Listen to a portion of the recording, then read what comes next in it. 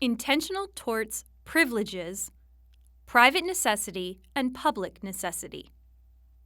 In this episode, we're going to continue our discussion of intentional tort privileges with private necessity and public necessity.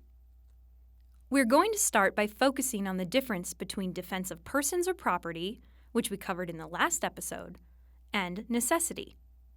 One key difference is that the necessity defenses privilege property torts, trespass to chattels, trespass to land, and conversion, whereas defense of persons or property defenses privilege personal torts, battery, assault, and false imprisonment.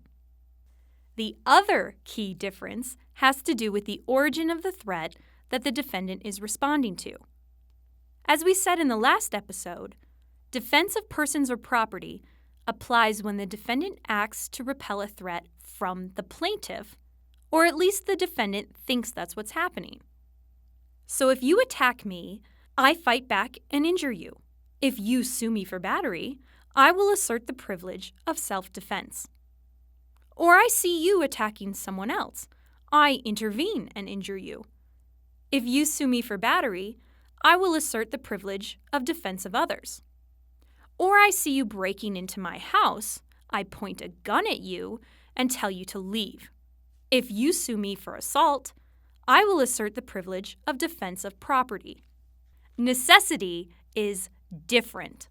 Necessity defenses apply when the defendant invades the plaintiff's protected interests in response to an outside threat. That outside threat might be another person, or it might be a force of nature, like a storm. For example, if I'm out on a bike ride in a remote area and I see a tornado approaching, I see a storm cellar nearby that happens to belong to you. I break the lock and go inside. Or if I'm being chased down the street by someone who is trying to hurt me, I might break into your store seeking safety. In these examples, my actions would constitute a trespass on your property. But my trespass is privileged by private necessity.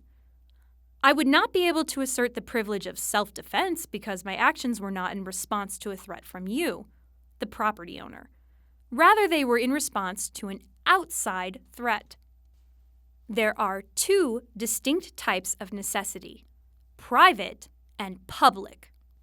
Which defense applies depends on how widespread the threat is generally in terms of the number of people who are affected.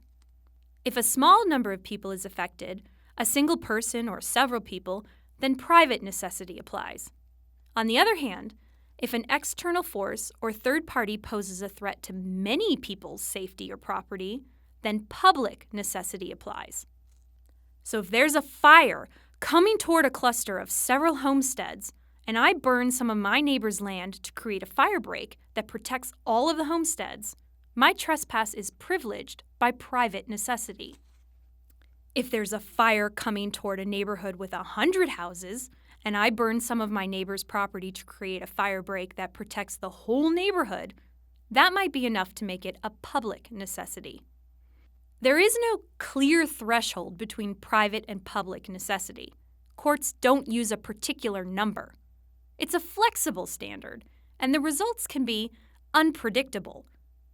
But the general rule of thumb is that where danger affects the entire community, or so many people that the public interest is involved, that's public necessity.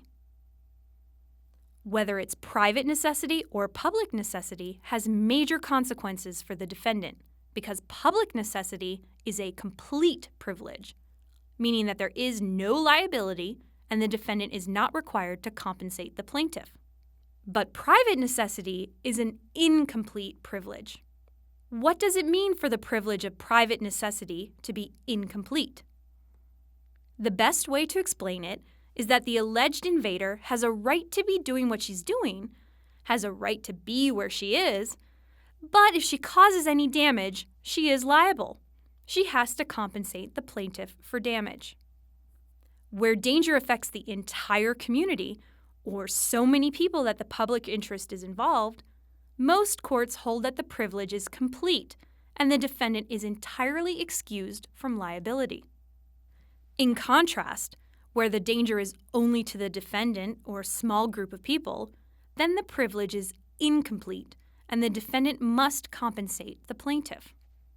You might be thinking, but if she has to pay, what good is an incomplete privilege? How is that a defense at all? Well, it matters in some cases where there are multiple torts occurring simultaneously. Let's go back to the example with the cluster of homesteads. The wildfire is coming towards our property. Your land is closest to it. But when I enter your property to create a fire break, you aim a rifle at me and tell me to stay off your land. Your assault, when you point the gun at me, is not privileged by defense of property because I have a right to be where I am. But I will have to compensate you for any damage I cause your land while I'm there because my privilege is incomplete. For all of the defenses discussed in this episode and the last, it's very important to keep close track of which party is threatening an invasion and which party is repelling an invasion, and the various privileges that might come into play at any given point. We can pull it all together in a hypothetical that illustrates the partial privilege of private necessity while also reviewing material from this episode and the previous one. Imagine I'm being chased down the street by someone who is threatening to hurt me. I see your house and try the door. It's locked. But I bust open the door. When I break in, you are startled. You pick up a baseball bat and hit me on the head, knocking me unconscious. Several intentional torts might be present here. The stranger chasing me down the street would be liable for assault, assuming I was put in apprehension that harmful or offensive contact was imminent. If I had turned around in that moment and hit the stranger, that action would probably be privileged by self-defense.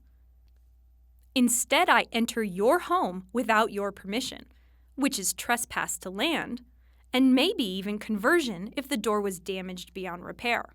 But my trespass and conversion are privileged by private necessity. Because private necessity is an incomplete privilege, though, I will have to compensate you for the damage to your door.